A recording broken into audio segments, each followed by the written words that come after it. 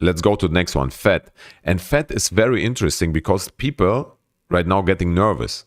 They're saying, okay, maybe we are in this huge triangle and maybe we're trying to break this resistance here. And we could see, we could get rejected here and see dump here to $1.10 again, which makes me also nervous because on BitGet, my liquidation price on FET is at 99, which is okay. I would be safe. But on Max, my liquidation price on FET is at $1.14, which would mean I would get liquidated, which is where I'm getting very nervous. But when we are zooming in, I don't think this is the right pattern, to be honest. I just saw it on Instagram, on Twitter, and just wanted to share this with you. Because if we are zooming in, then in my opinion, on the 4-hourly, then we see exactly that we broke out of the falling wedge, and we shouldn't break inside, in my opinion. Because, you know, it's always the more you're zooming out, the more confident you can be if we are in a bull or in a bullish pattern or in a bearish pattern. But the more you zoom in, the more you see where we are heading. So are we heading in a bullish direction or in a bearish?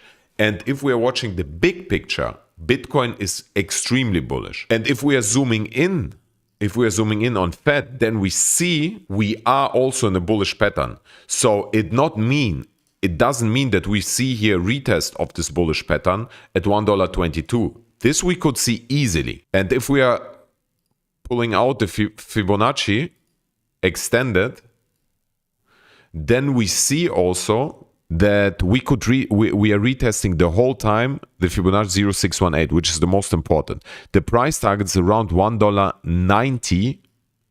What is it? $1.90? $1.80, sorry, $1.80. And the price target is in exactly alignment with the bull flag which we have here, because the price target of this bull flag, the pessimistic one is $1.72, the optimistic one is at $1.80. So in my opinion, this is an amazing long opportunity. However, as I said, we could still see here a dump to Fibonacci 0236, $1.20 to retest this falling wedge, correct? Hopefully not. It doesn't look like this. Because we cooled down already on the RSI. The 4-hourly RSI could cool down a little bit more if we have sideways action, but on the 1-hourly, I put here this second line.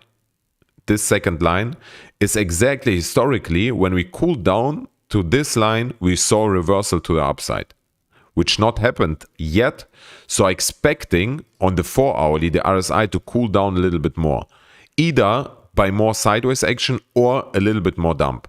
But also here, in case you're going long right now, if you don't want to shit in your pants, your stop loss should be at $1 or your liquidation price.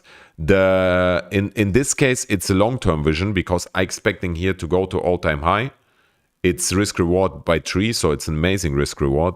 If you're thinking about short-term, then you should set your stop loss very tight. The price tag is $1.80 or $1.75, and your stop loss could be below $1.33 or at $1.20, something like that. It depends. But there's more risk to get liquidated because we could see one last dump here to $1.20.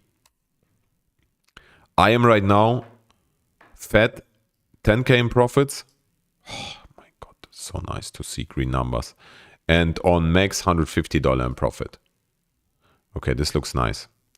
Let's speak about the next. Now, FET, we can speak about FET also. Yeah, you see, FET also, I don't think that we will break as low as this because the liquidity, we have liquidity at the first chunk is to $1.30. It's exactly where our FIB 0618 is. So they could grab the liquidity at 0618 again, $1.30 again, where we have here. But then the liquidity is going up, and then it's getting crazy. The most of liquidity is above us and not below us. So look at this liquidity. $1.50 is almost prime. You see, there's a lot of liquidity. So expecting the next days, if we not have a major dump of Bitcoin to 60K, but only to 70K or something like that, 69K, then expecting here, FET is going to $1.80 very quickly. You see, it's exactly again in alignment with our old technical analysis, because the most of the liquidity is lying at $1.80, and they will grab it. They will grab it.